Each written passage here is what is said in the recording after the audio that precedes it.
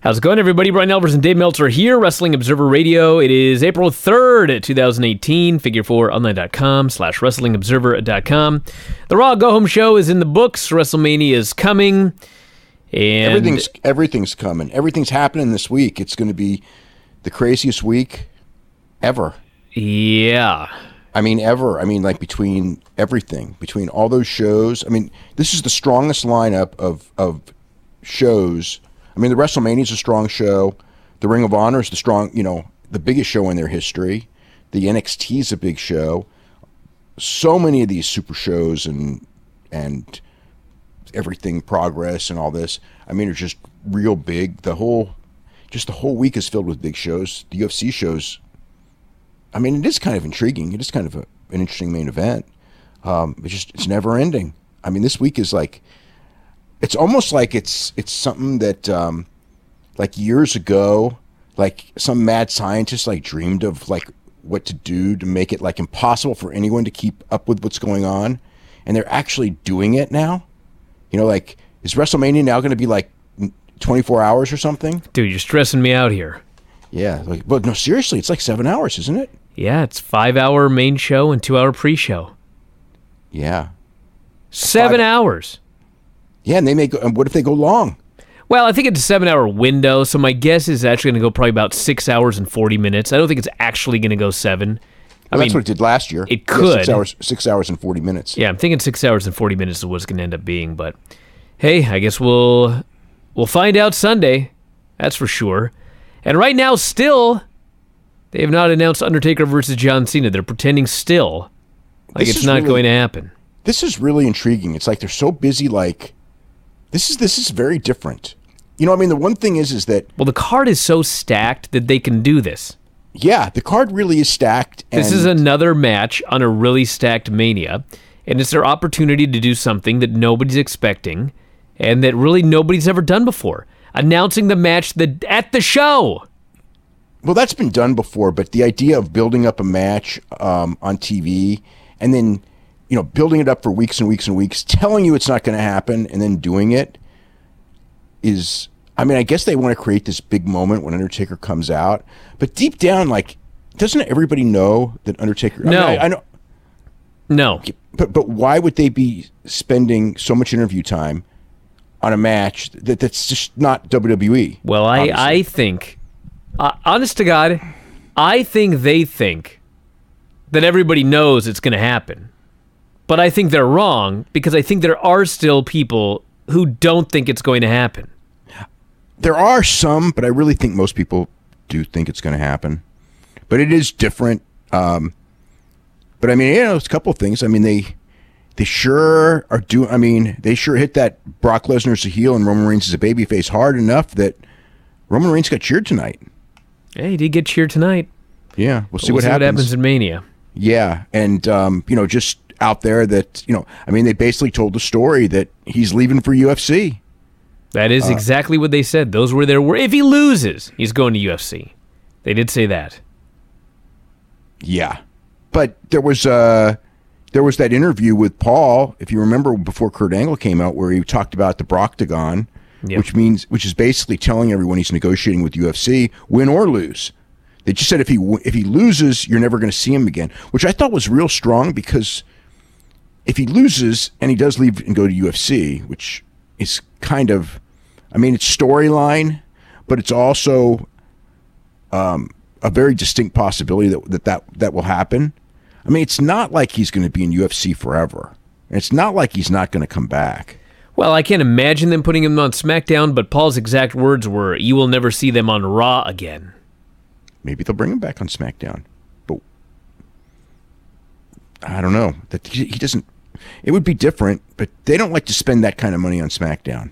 That's the thing. So I don't know about that one. But Paul was interesting because he said he would be going too. Yep. Which, you know, again, unless they have a new role for him, if Brock's not there, there is no role for him. I mean, they can always. I mean, for a guy who talks that good, you would think they could find something. For a guy who's that good at what he does, but it's interesting. It's very interesting. And he's got his TV show that he's working on too. Yeah. So Well, let's start at the beginning here, and then we'll get into the Mania card afterwards. So, Jonathan Coachman in the ring. They're going to open up with the face-off, and all four individuals come out, Hunter and Steph, Ronda Rousey, and Kurt Angle. And Jonathan Coachman says, the universe submitted questions via social media. He's about to ask the first one. Hunter interrupts, and Hunter goes off on, the fans want to like Ronda, but Sunday, what are they going to think when their team loses? He said, Kurt, I never doubted any of the three eyes, but I am confused about intelligence. He says, Ronda was the biggest signing in history, and you ruined it. You're setting up for embarrassment and a loss at WrestleMania. And Ronda says, what about you two? Why were you two-faced? Why did you sign me with ulterior motives? And Stephanie says, I know you're new, but let's just move on and do this Q&A. And Ronda demands an answer, and Steph says, fine. We signed you because you're a big star, and in spite of your appalling attitude, we're bringing you here because it's best for business, but you and Kurt work for us.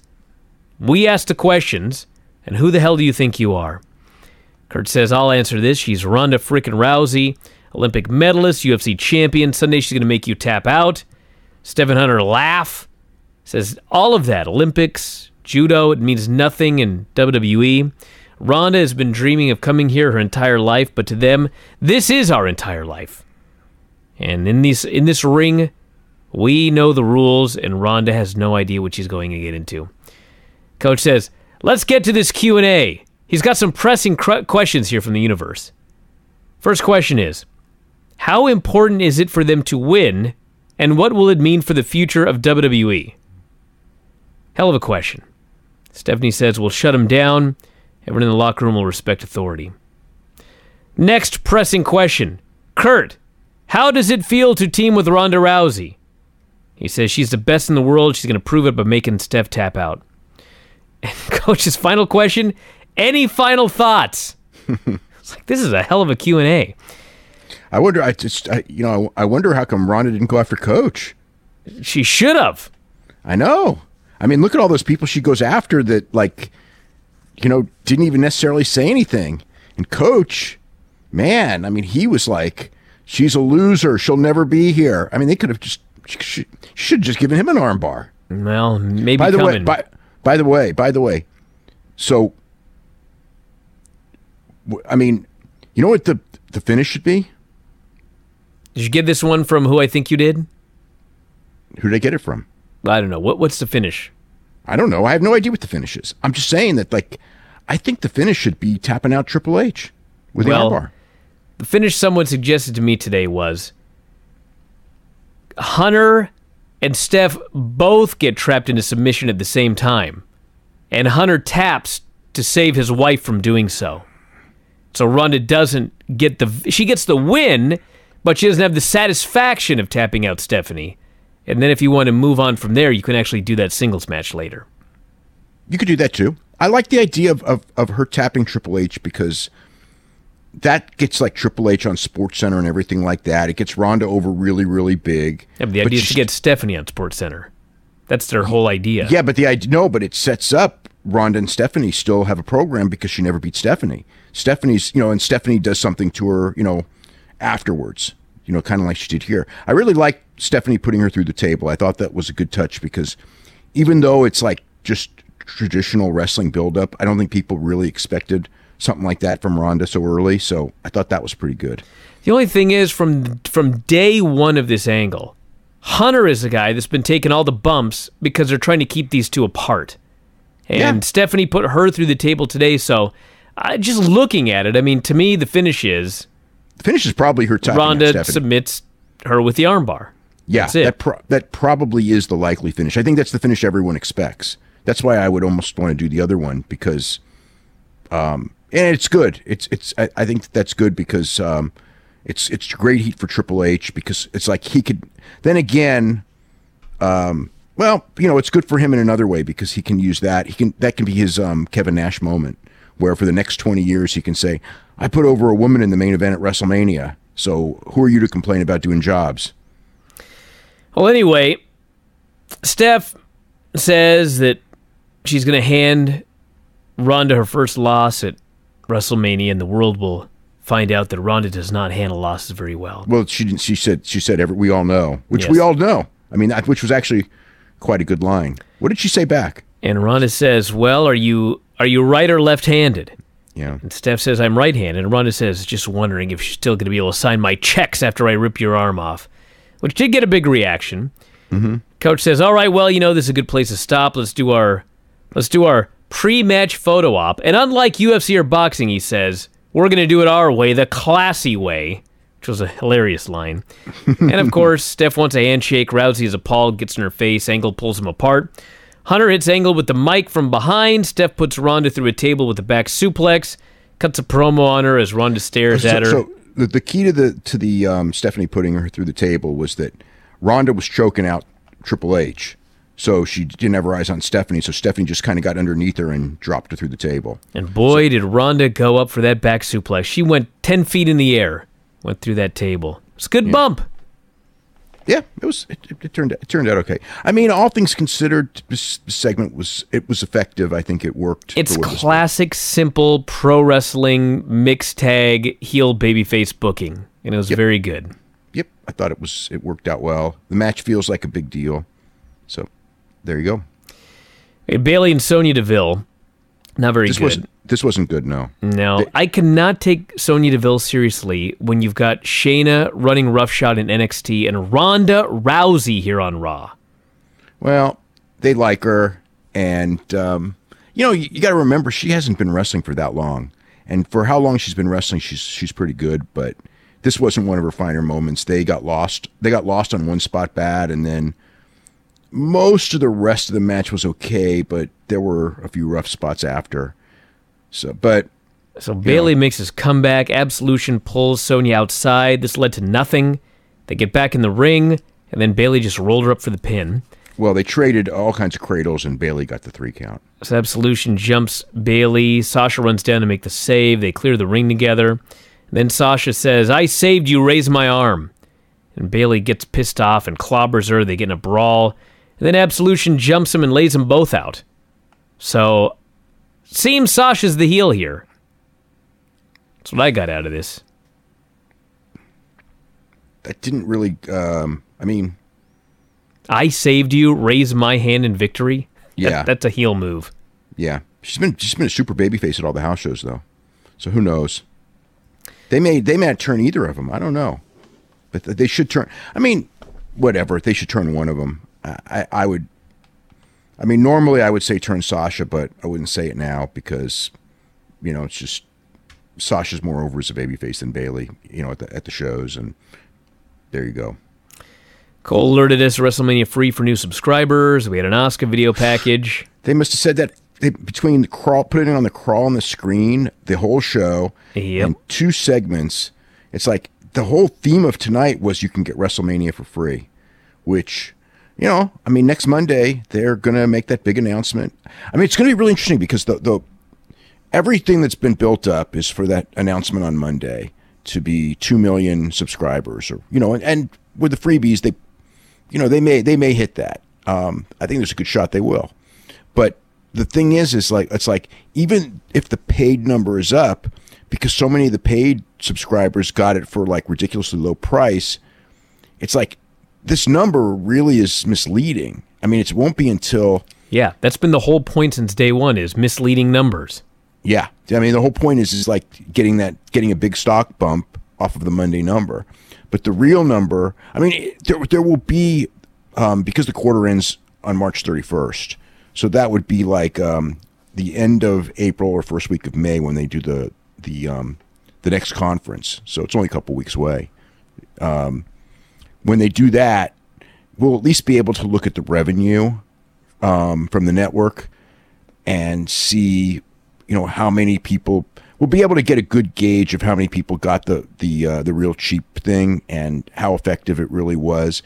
But we really won't get the full effect until, and you never do. You never get the full effect of Mania season because of the lag and everything until the August thing. So, last year wasn't as good as the year before. As far as growth, we'll see how this year does with all the different things. I mean, they have gotten way, way, way more mainstream publicity this year because of Ronda Rousey. So, and Cena and Undertaker build, people are interested in the Cena Undertaker build. So, We'll see. I think had they not done the gimmick, I think they would have been financially ahead of last year. I mean, as far as growth goes, I think it would have been stronger. But with the gimmick, did they hurt themselves or help themselves? I mean, that's the real key, and we really won't know till August. Yeah, Finn Balor, Seth Rollins with Miz doing commentary. And Miz is out there doing the biggest babyface promo ever. Can you imagine 20 straight minutes of Miz as a babyface? He says, headlining Mania was awesome. Marrying my wife was great, but the best moment of my life, the birth of my new daughter. It changes you as a person. He's going on and on. Just over and over. He talked about his daughter constantly to the point, and it's like... It's clear that he's going to be using this for heat. At first, I thought he was turning babyface, but like after 20 minutes, it was pretty clear. Like, yeah, but he's doing this to annoy you. I don't think he was that annoying. I don't think he was that annoying. Well, I could tell you that when he was done talking, I wanted to cancel my WrestleMania trip. So, I mean, it was effective in that way, but... Really? I mean, you hated him for... No, I didn't hate him. I was like, why am I leaving my child? What am I doing here? Oh. Why am I leaving for 4 days? He's talking me out of going to WrestleMania here. Wow. This is the best promo of his life. I've never been more moved by a Miz promo than this one on this show. I have, but still, I came out of it. It was like you couldn't hate the guy, and it was like the other two guys are baby faces. So no, you couldn't hate him, but the way that he went on and on and on and on and on, I was thinking this is going to be like his new deal. Like he's going to drive this into the ground. It's like a heel gimmick, or he's going to try and convince you he's a baby face and then do something diabolical at the show. Yeah, well, I mean, I think that the whole thing is, I think that you're actually overthinking it. I think all this is just them building up the birth of the baby because they've got a TV show on the USA Network that climaxes with the birth of the baby. And I think that's all it is it's like, yes, he's normally a heel, but to get over that show, the show is about Miz and Maurice not being heels. The show is about them being, this good-looking couple that lives in a big house, and Maurice is about. Then why isn't he a babyface? I don't know. You watch Total Divas, and you see. Dude, this drives me crazy. I agree with you. I think that people who come across as babyfaces on reality shows that play heel on the wrestling show, I think that's so stupid. It's even annoying where I got to watch all these deals where Hunter and Steph it's Paul and Steph. They're so nice, blah, blah, blah. And then they're out there on TV playing heels. And it's like they want to be over as baby faces. So, like, why not be a character baby face and do things that the fans love? And then, hey, you're a baby face. Right? Yes, I hate it too. I hate when, there's the worst thing ever is when they're out there doing their super baby face to the public routine and go, we play heels on television. Yeah, they got to explain it. Like, listen, we're really nice people. We just play bad guys on TV. It's like, so if you have to explain this to everybody, I got an idea. Be baby faces on television. It's fake. Just go out there and do, like, things that people like. And, hey, you've solved two problems here. I know, because of the whole character inconsistency. It's like how are you going to watch, especially with Triple H, where he's super babyface on NXT anyway, and half the world can't wait for him to take over the company because he's done such a great job of, convincing people he's such a nice guy and he's the progressive one, and he probably is. I mean, I'm not saying he's not, but it's like he's done such a good job, and I guess they feel that you've got to boost somebody. And like in this situation, they do have to be heels because it's not like Kurt Angle and Ronda Rousey, the Olympic tag team. I mean, Ronda Rousey, I'm not saying Ronda Rousey shouldn't be a heel, but she should not be a heel at first. I mean, she's got to come out as a babyface. And if she has to turn heel or the public turns her heel, then go with it. That's fine. And that may very well happen. But right now, she's a babyface, and I think that, like, for mainstream media and stuff, for the ESPNs and everything like that, if Ronda's playing bad girl wrestler, I think that people would kind of like laugh at that, and it wouldn't do as well. That's like, oh, you're playing. You know what I mean? It wouldn't play as well as it's like if the people turn on her, she can always go, well, the people turned on me. But to come in and walk in and be a heel, that's not what the people want anyway. So Hunter and Stephanie do have to be heels for this angle. And plus, the whole big picture is about getting Stephanie over anyway. Great, get her over as a babyface. Hello? Yeah, I mean, if she's going to be like the face of the company in the public, and everything like that, she might as well be.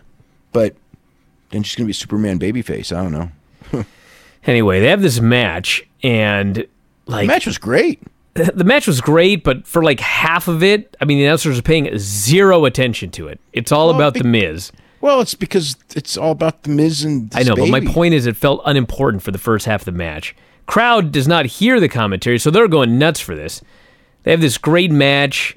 Superplex in the Falcon Arrow. Finn turns into a small package. Same finish from a few weeks ago, but Seth kicks out. Goes for the frog splash. Finn gets a knees up. Another near fall. Place just going haywire. They tease the buckle bomb into the barricade that nearly killed Finn a couple of years ago. Finn escapes. Dropkick Seth into dasher boards. They trade near falls. And Seth finally hits the curb stomp for the pin. This match, I'll be that guy. This would have been maybe the best match at WrestleMania this year, but they did it here, and now they're going to add Miz to the actual pay-per-view. Well, the onus is on them because they now have a high standard to live up to. Well, they ain't going to live up to it. I'll tell you right now. I don't know about that. You think the three-way is going to be better than the singles match? Oh, I don't think it will, but I think it's a chance. Well, I don't we'll see. If I'm going to bet, I'm going to bet on the no. Okay. Yeah, I'm not going to bet that. That's all I'm asking. Anything is possible. No, but I think that Finn and Rollins are going to go so all out that it's not even funny, especially Rollins, because that's just how he's wired. At WrestleMania, he's going to, he's going to go crazy, and it's not like Miz is going to drag it down. I don't think. I mean, how could he not?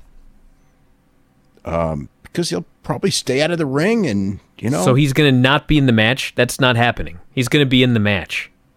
He's not that bad.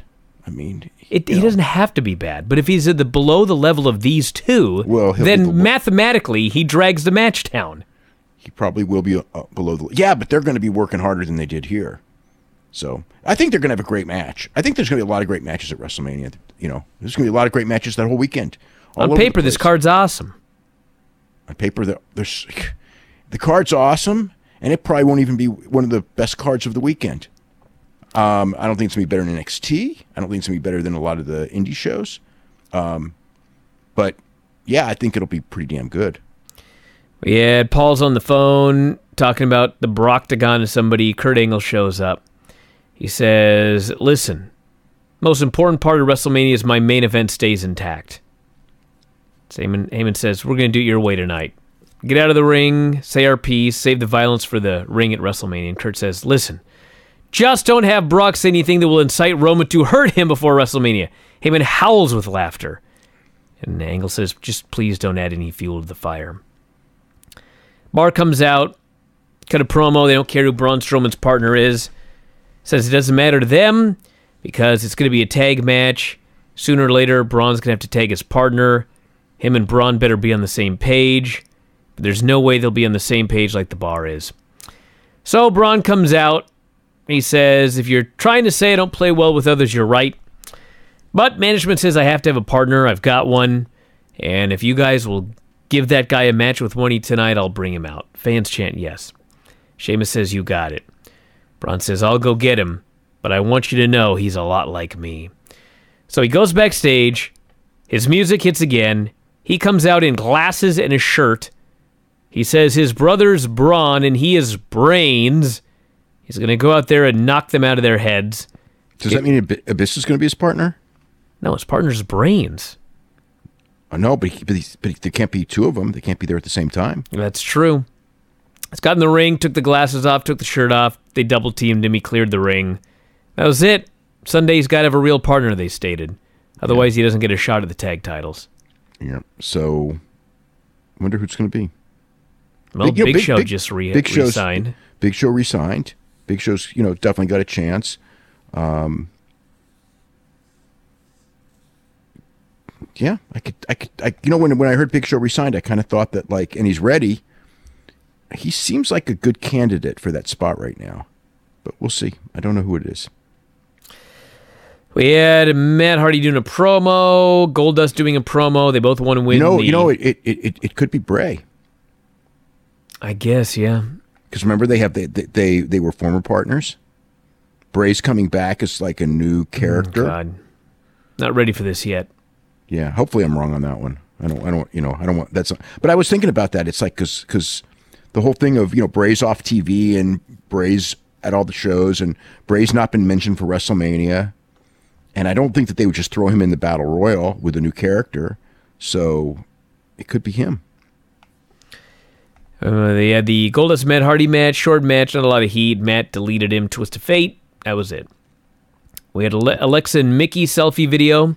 So they did a thing before that with Goldust and Matt doing back and forth promos where Goldust quoted Andre the Giant and the Princess Bride, and yes. Matt was talking about what was he the Battle Royale or the Royal something like that, and the Dust of Gold, and what do you say about Andre the Wonder number 8 or something? Something like that.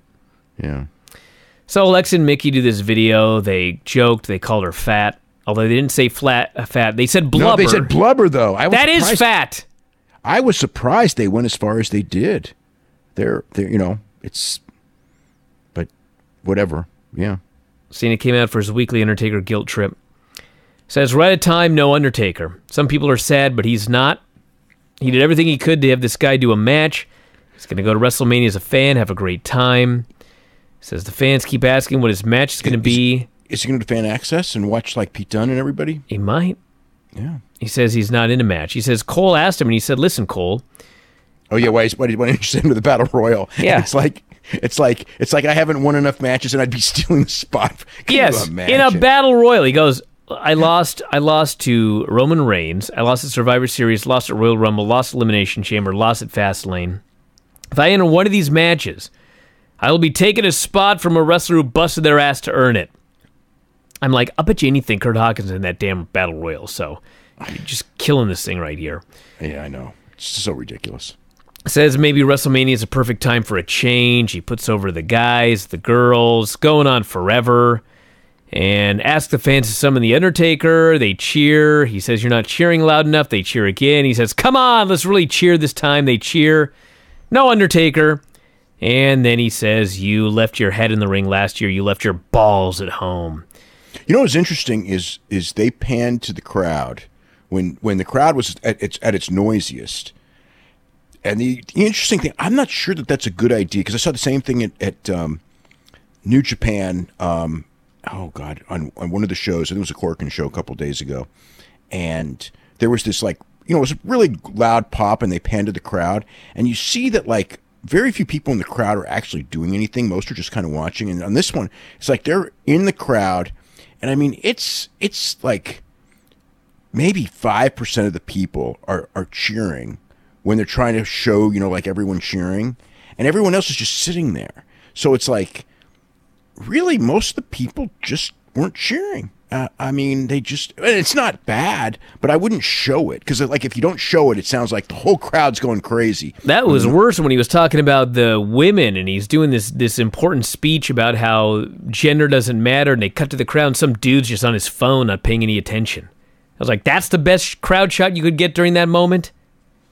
Yeah. Well, I don't know about these crowd shots as far as when, if you narrow it to where it's only 2 people and they're cheering, that's wonderful. But when you're doing these wide shots, and the first thing you notice is if you look hard enough, you can find some people cheering in the shot, but it's almost nobody else is. So it's like you're defeating your purpose. So I guess the idea is if there's a lot of noise, don't cut to the crowd shot, because unless you're going to make it real narrow, because you're undermining your purpose of what you're trying to accomplish. So he left and no Undertaker.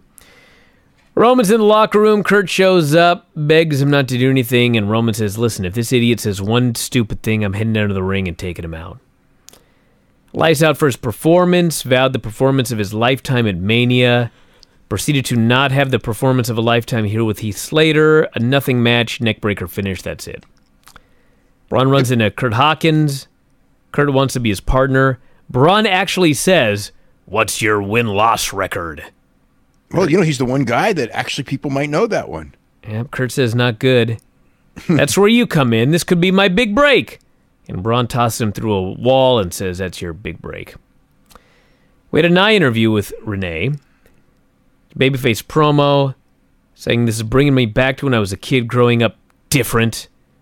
And I learned you have to be yourself and not worry about what anyone says about you. I'm not a goddess, I'm just myself. I'm disappointed. She was a model. But, well, she was different. She was a model. Not the other girls weren't. She was a model.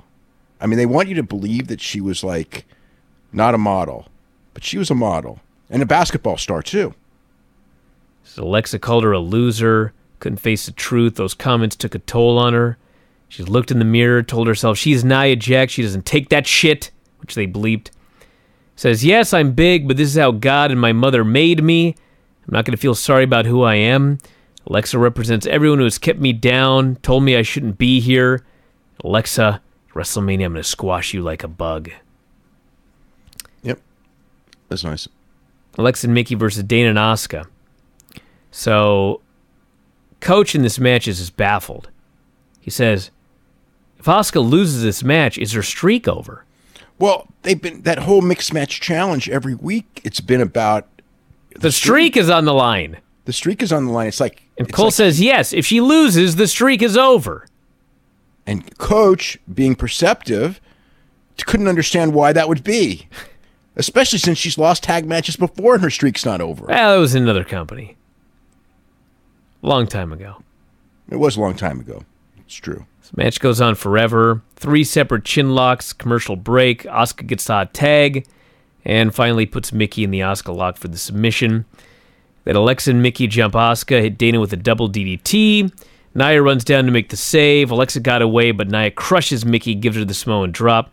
Crowd went nuts for that, so it's going to be some heat during that match on Sunday. Presumably. Yeah, look, they got a legitimate storyline. I mean, that deal a couple of weeks ago where they caught Mickie James and Alexa Bliss backstage, that was tremendous stuff. So Brock and Paul come out for the main event. They have a human wall on the ramp. Bar, Miz Taraj, Revival, Slater and Rhino, Anderson and Gallows. Paul's disgusted by this. Says Kurt has no control. Control is wielded by he who holds the title. That's Brock Lesnar. Says, listen, I told people that Brock was going to break Undertaker's streak and that it was not a prediction, it was a spoiler, and he did. And 6 days from now, the only 2 men who have ever beaten The Undertaker at Mania are going to compete against each other. He says everybody expects Roman to win, like that's a spoiler. And you have to respect Roman Reigns. But on Sunday, Brock is going to F5 him, pin him, 1, 2, 3, and that is a spoiler. So the whole thing builds up to F5. Kicking out of the F5, win, yeah. And win 2, yeah. Says, should an act of God happen, if Brock happens to lose at Mania, this is the last time you'll ever see Brock and I on Monday Night Raw. Says, I'll say my goodbyes on social media. Brock will be saying hello from the UFC. Says, this image that we've created for Brock since 2002 about not respecting the fans, not liking the guys, not thinking any of them can hold his jock, it's all true. Says, Roman's only choice on Sunday is to accept defeat. He's going to have to go home, tell his entire family he was conquered by Brock Lesnar.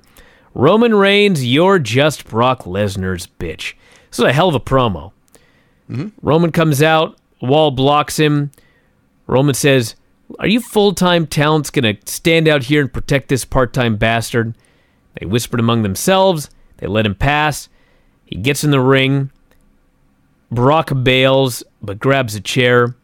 Roman ends up hitting a Superman punch, another, a third, grabs the belt, poses over Brock's body. Pretty good mix of cheers and boos.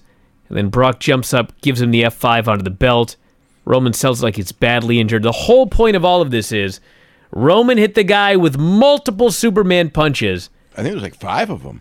I mean, I counted 3. Everybody said 5, but I only saw 3. I think there were 5.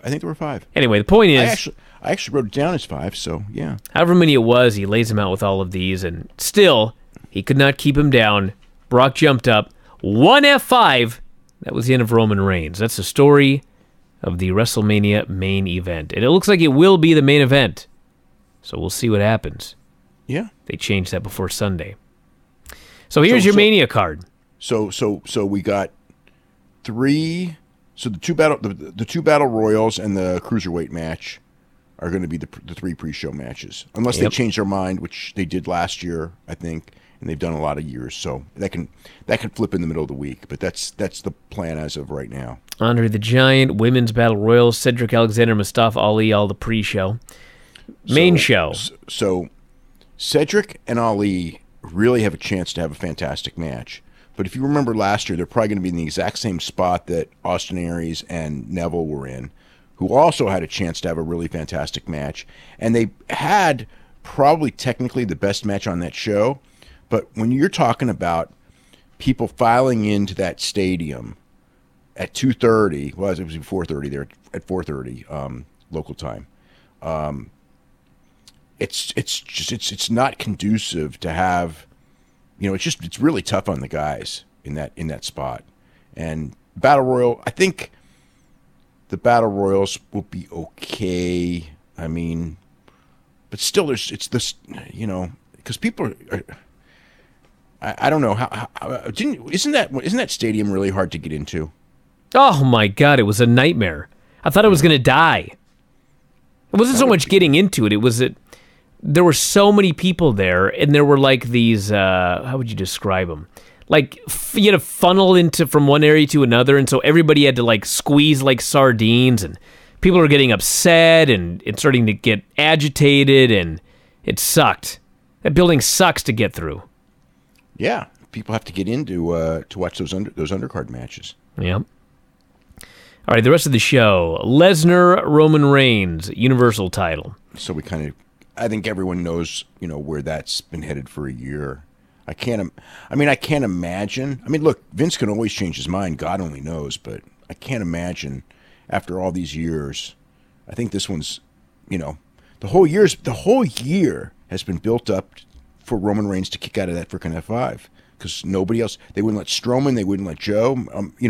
That was the whole deal with everyone going, Strowman and Joe having to go down for one F5, because the only one who's going to kick out of it is Roman Reigns. AJ Shinsuke Nakamura for the WWE title. Yeah. By the way, they put their match on New Japan World for free. That's right. A hell of a match. That's right. January 2016. Yeah. I would suspect this may be the best match at WrestleMania. I think there's a real good shot of that. Miz Rollins Balor for the Intercontinental title. That should be great. I mean, I think based on what we saw today, it should be a great match. Randy Orton, Bobby Roode, Jinder Mahal, and Rusev Fatal 4-Way U.S. title. Yeah. I don't know. It's a lot of that depends on the crowd, but I don't know. There's something about that match. I'm not excited about it.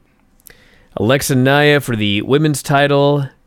Charlotte Asuka versus for the SmackDown women's title. Yeah, the Charlotte Asuka match is definitely interesting.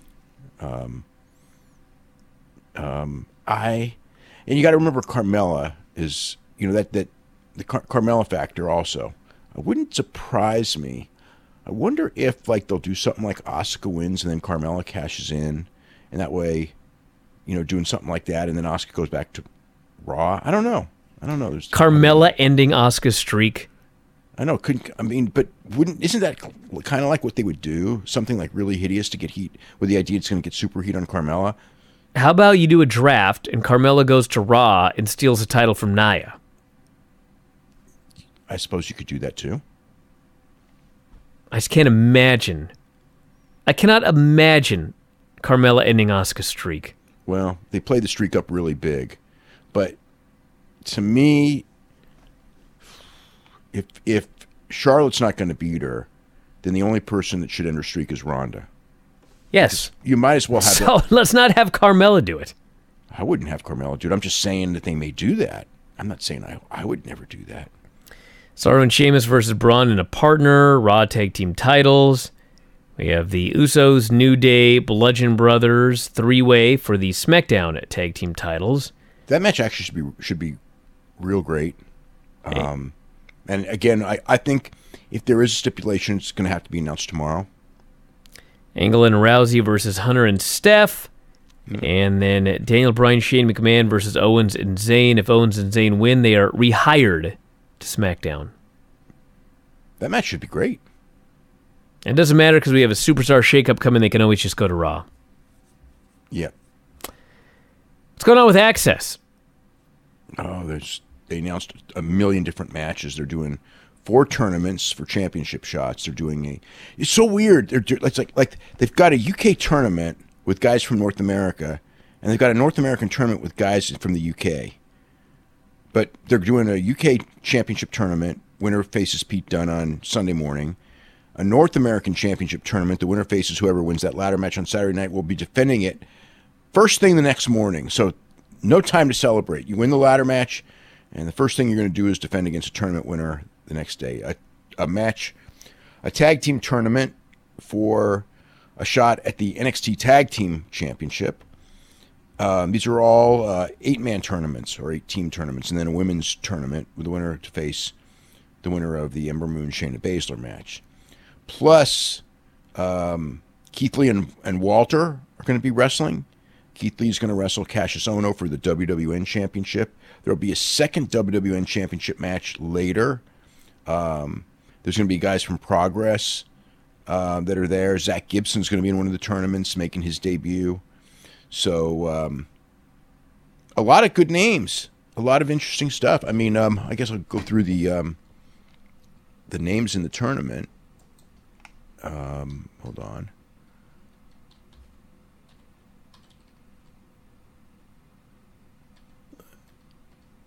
Okay, it's...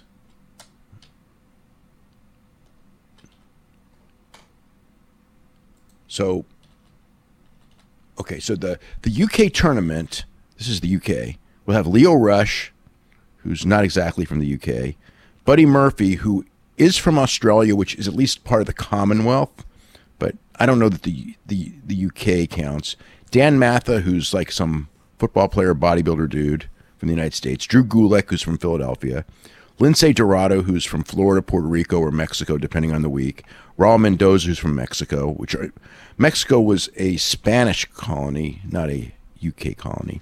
Mark Andrews, who's legitimately from the UK, and Zach Gibson, who's from the UK, making his debut. The North American tournament will have Fabian Eichner, who's not from North America, Jason Kincaid, Akira Tozawa, great North American star, Kona Reeves, Christopher Dijak, Arya Davari, Hideo Itami, and Wolfgang.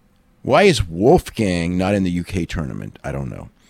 The tag team tournament will be Mustache Mountain, which is Trent Seven and Tyler Bate, Riddick Moss and Tino Sabatelli, who are doing the world's slowest breakup, the Street Profits. Doesn't this sound exactly like the tournament we just saw? Cesar Bononi and Adrian Jowd, managed by Tainara Conti, Sanity, Wesley Blake and Steve Cutler, TM61, and Oni Lorcan and Danny Burch. And then the women's tournament will be Nikki Cross, Aaliyah, Bianca Belair, Kairi Sane, Dakota Kai, Lacey Evans, Candice LeRae, and Peyton Royce. So the tournament will be April 5th at 6 p.m., April 6th at 6 p.m., April 7th at 8 a.m. will be semifinals, and the finals will be April 7th at 1 p.m. The North American Tournament Championship will be April 7th at 1 p.m., and the other 3 will be April 7th at 6 p.m., and then the Sunday morning show will have all the championship matches. Plus, WWN Championship match, which would be Keith Lee against somebody, the Progress World title, the Progress Women's title, and the Progress Tag Team titles will all be defended. So, there you go. Story on Will Ospreay. Will Ospreay will be seeing a doctor probably a couple of hours after we tape this. So hopefully at some point tomorrow we'll know. There's really no other news. I don't think anyone's expecting him to be working Mania weekend, but who knows? He's supposed to be back April the 13th working New Japan. I guess we'll find out. Hopefully he dodged a bullet, but he was definitely hurting, and boy, did it look bad. Matt Brown and Carlos Condit. Yep, it's out. Second time. They're trying to do like the Khabib thing with Ferguson and just keeps, So Matt Brown has a torn ACL. He's out. look, you can't. That's what happens. So that was going to be April 14th. So they're trying to get a new opponent for Carlos Condit. It's too bad. I mean, Matt Brown and Carlos Condit on paper sounds like a great fight, but the thing is like Carlos Condit's last fight, you could really see a big difference in him from before. Just didn't. I don't know. It just seemed like he's been taught when you talk retirement for a long time in a lot of cases. If you're thinking retirement, I mean, Dana White says this, but it's true. If you're thinking retirement seriously as a fighter, fighting's not a great thing to be in, because if you're wanting out, you should get out if you're wanting out. But the lure of the money and everything, and he's got a family, and I get it. So we'll see what happens if they can find an opponent for Condit. So did you hear about Holloway? So George Lockhart, weight? His weight, yes. So George Lockhart is Holloway's nutritionist. He's the guy. There's a whole team of guys. George Lockhart and what's the guy's name? Leith. But anyway, I forget his first name. And I know the guy. I've been out to dinner with him a couple times because he works with a lot of the guys out here, Cormier and Luke Rockhold, to get their weight down and everything like that. Dan Leith is his name. Okay. So those guys are in charge with Holloway. And George said today that he is going to have to. This is tied for the most weight. Now, keep in mind that Holloway usually fights at 145, but he only has to make 155, so he's got 10 pounds to go. And Lockhart said that this is the most weight, tied for the most weight he's ever had somebody have to lose on short notice. So I got to think that means that this guy's got to be 185, and he's got to get to 155. He's, like 155 by Friday morning, like early in the morning. So good luck to him. But they talk about wanting guys to be healthy, and then they book this fight where this guy's got to he's got to get in shape and lose 30 pounds of water while getting in shape. Man, the odds are against him. But he didn't even think for a second when they offered him the fight. It was like, he's in. And Ortega, they called him up if Holloway wasn't going to take the fight because he was injured, because he is injured. They asked Bryan Ortega, and he would have done it. But when Holloway said yes, I mean, I think to save the show, I don't know that Khabib against Bryan Ortega was going to be that intriguing of a fight. I mean, there's a part of me that would kind of like to see it, just because Ortega just seems to get everyone no matter what. And Khabib's never lost, so there is, kind of an intrigue there.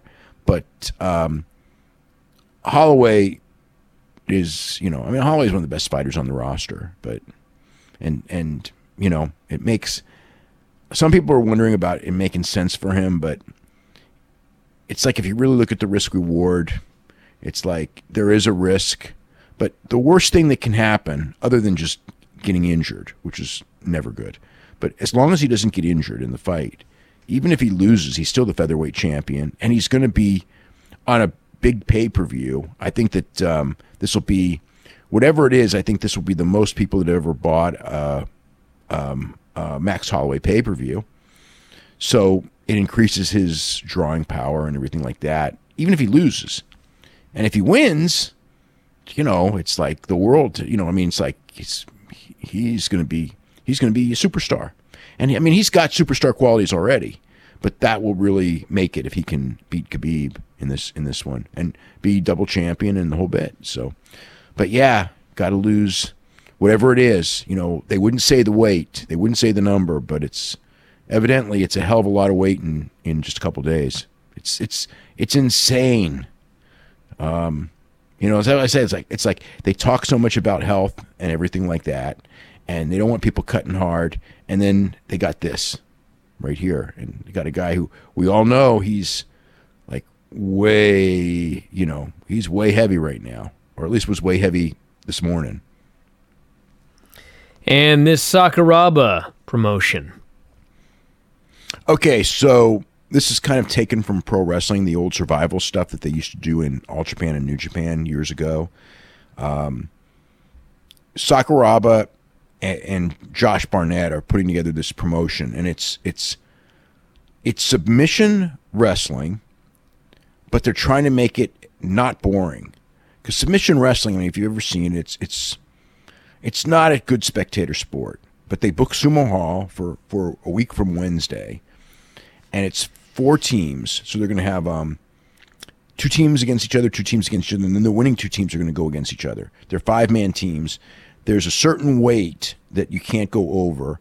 So essentially what they're looking is they want teams to have one big guy and a bunch of small guys, which creates the possibility that the big guy can face the small guys. And it's 8-minute matches, unless the weight differential is more than 15 kilos, which is basically 33 pounds, in which case it would be a 4-minute match. So it's like the stuff that they used to do in, like I said before, it's not Survivor Series, Survival Series, which is the Japanese term. That actually predates Survivor Series itself, because they were doing it, I think the first one that I remember was 86, and Survivor Series I think came in 87. But it's like each team picks a batting order. So number 1 goes against number 1 on each team. It's not best of 5 like you would expect a tournament to be. It is winner advance, loser goes home.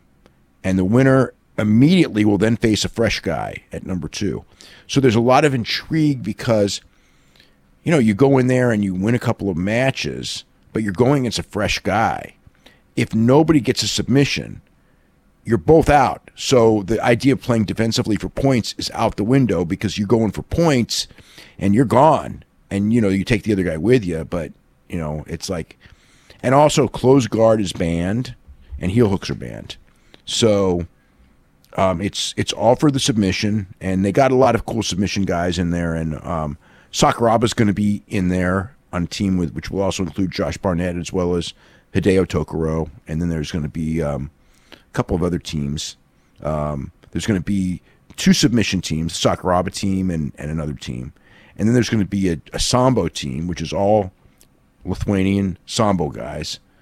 And then there's going to be a judo team with Satoshi Ishii's judo gold medalist in the Olympics, Yundong Sink, who was placed in the World Championships, Michihiro Migawa, who used to fight in UFC.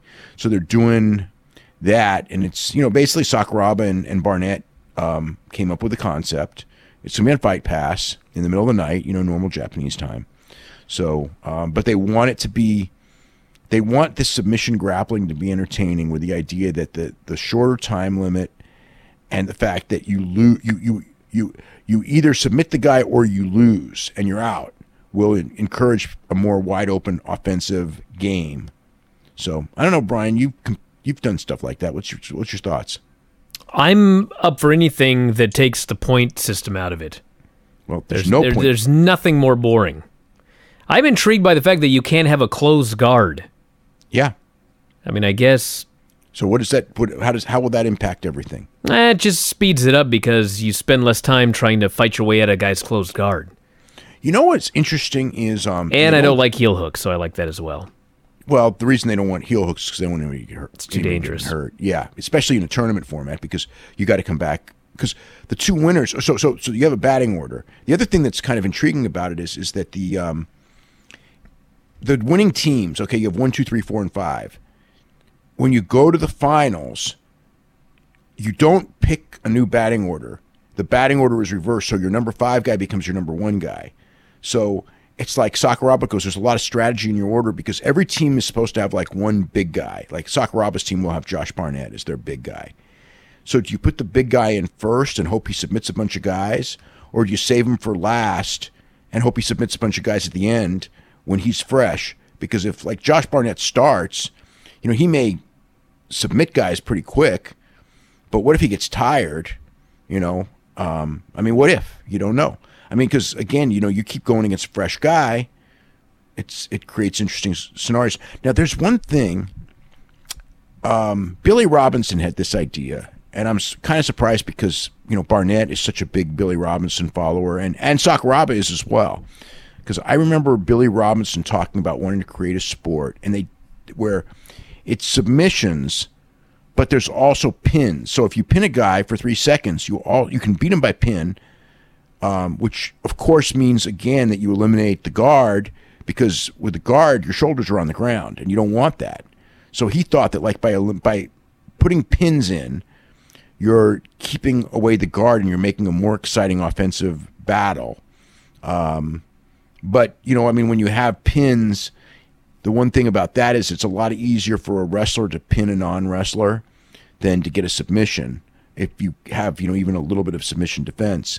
So I think that like the really good wrestlers would probably dominate something like that. But Robinson's theory is that if you have pins, it opens up a lot more avenues for submission, because by defending against pins, you're leaving yourself open for more submissions. And I don't know if that's true, because I've never seen it in practice, but he's had a theory of a sport that he wanted. Of course, he passed away several years ago. But and this has some elements of it, but it doesn't have the key one, which is the pins. But the lack of the guard was something that Robinson thought would make it less boring, and it's different. I mean, I don't know. I mean, again, I've seen a lot of submission stuff, and I mean, I can watch it, but I also know that it's not a spectator sport. It's like wrestling. Wrestling, which granted there have been some gigantic crowds for wrestling. At certain points, the collegiate season, there were some really good drawing crowds during the collegiate season. NCAA is obviously through the roof, giant crowds. But realistically, wrestling's not in that style of wrestling is not a big spectator sport, and submission grappling is not a big spectator sport. And they book Sumo Hall. Even if they don't use all of Sumo Hall, I mean, it's still, that's like a good sized building.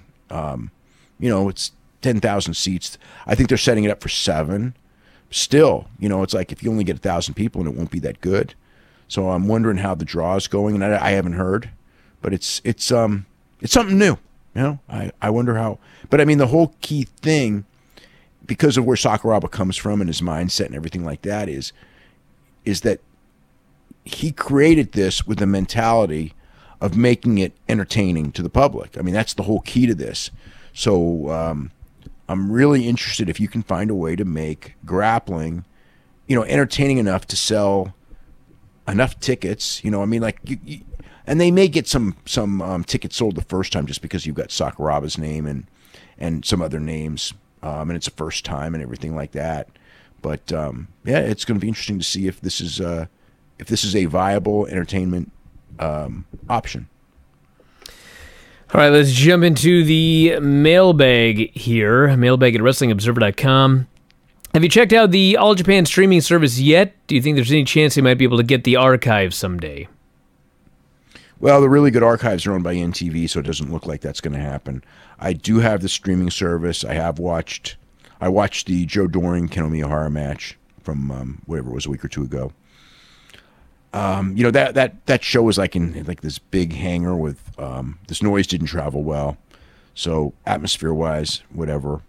But yeah, I mean, they got the carnival coming up in a week, and those lineups, I mean, the Carnival tournament is similar to the G1, and I don't think it's going to be G1 quality, but there's a lot of good names in this Gears Carnival tournament, and there's a lot of, like, on paper, really good matches. So who knows how much time I got, but I'm sure I'm going to watch some of it.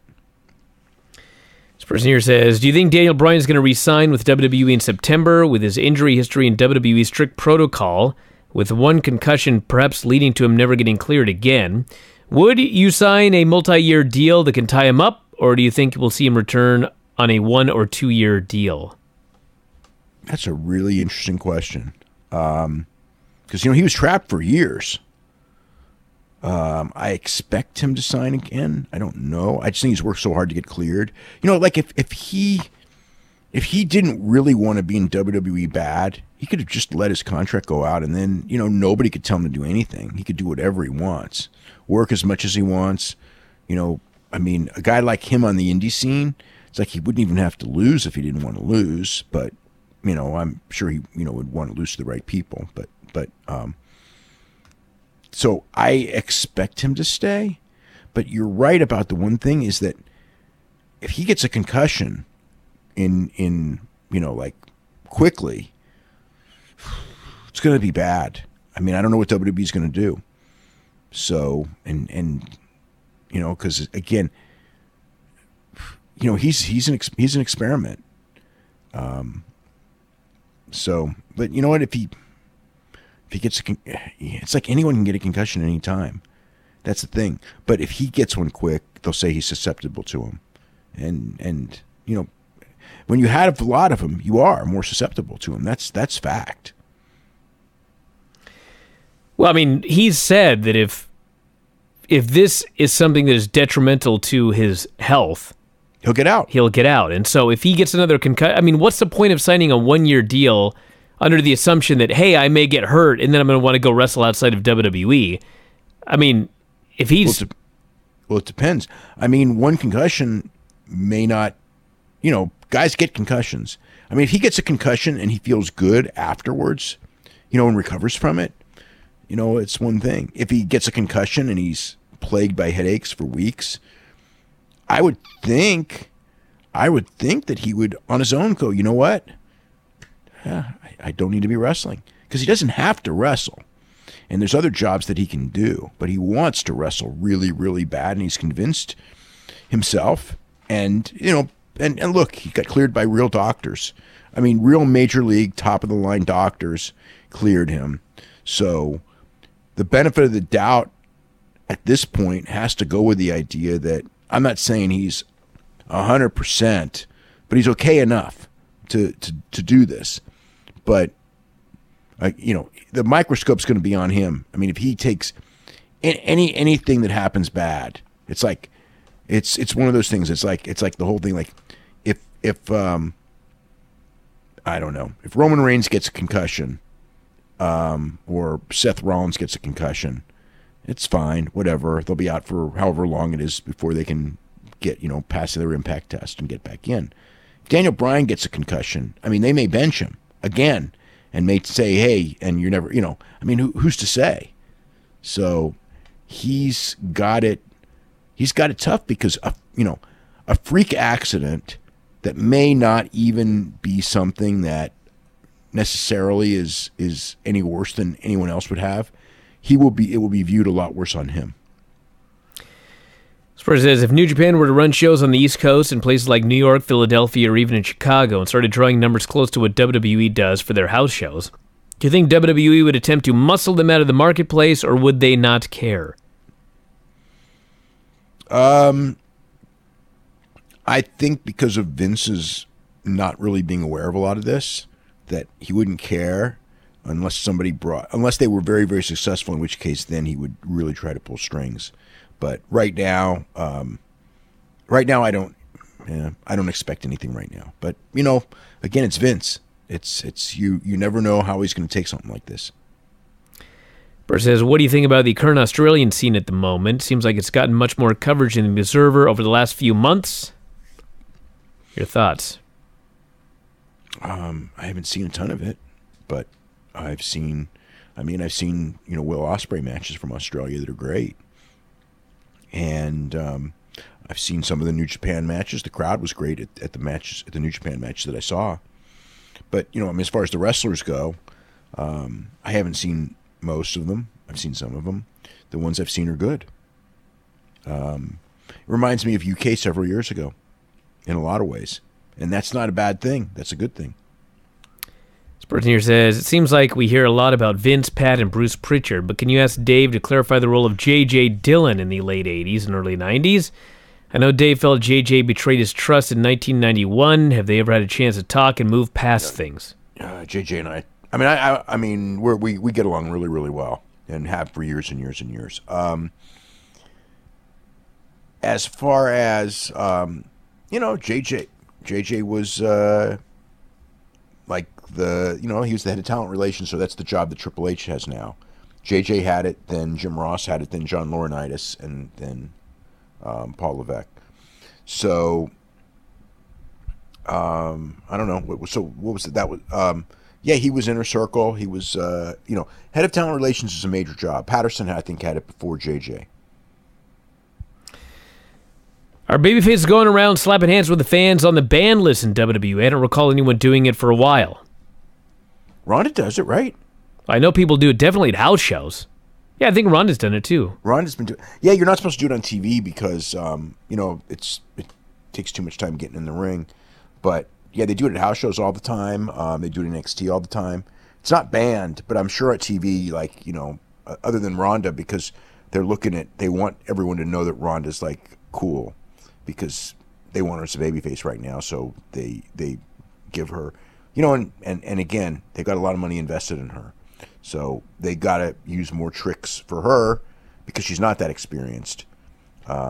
So she gets more, she gets more latitude when it comes to things like that. And this person here says, is the changing of the Bullet Club logo because of the gun issues in the U.S., or are they just trying to sell a new shirt to everyone that already has the originals? It's a storyline, actually, believe it or not. And if you watch the Being the Elite, they go in there. But on the Being the Elite, Matt and Nick talked it out, and they found out that Cody had told both of them that they should break away and be single stars. And Nick said, I don't know if we should be trusting this guy. So it seems like that they may be aligning themselves with Omega, but I don't know, on the next Japan tour, it's like they're on Cody's side, and Omega's got the Tongans on his side. So I think it's the Tongans. But yeah, there's a lot of Bullet Club versus Bullet Club stuff on at the end of the April tour, late April and early May. And then Kenny against Adam Page is going to headline. I mean, Kenny and Adam Page is headlining the first night of Dontaku, so that's an American versus an Canadian versus an American, but two North Americans against each other on a Japan main event it's not like super unusual, but it's still the exception of the rule. And when one of them's Page, I mean, that really says something about how highly they value Page as far as the future goes, because he's in the main event over a lot of guys that are really over. All right, everybody. On that note, we're going to wrap it up for today. New back issue of The Observer is up on the front page right now. New Observer is going to be out on Wednesday. Got a lot of stuff coming up for WrestleMania weekend. It's going to be nuts, and I don't really know. We won't be back Wednesday night because I'm going to be in the air Wednesday. But we'll be doing. Yeah, we'll be doing a lot. We're not sure who, what, when, where, and why yet. But we'll be doing a lot on Wednesday. I mean, on probably maybe Thursday, for sure Friday, for sure Saturday, for sure Sunday, for sure Monday. We have a lot of shows. We're gonna have a lot of shows in the next week, and God only knows. I mean, there's probably going to be a ton of news. All these different promotions and everything like that. And, the one thing on this one too is the, like last year, there was a lot of talk and everything turned out okay. But I remember last year, like a couple of weeks before WrestleMania, it was like, oh, the non-market, Ring of Honor was doing good. And, obviously all the WWE stuff was doing really good. But the other stuff, it was like, it's tough. But everything turned out okay. The Progress shows drew some pretty big crowds and everything. This time, there's a lot of good advances. And there's going to be a lot of people who probably don't have tickets that are going to decide like the day of. So I think there's going to be some, I think there's going to be some really big crowds by the, independent standards, like 1,500, 2,000. And, Ring of Honor is going to be 6.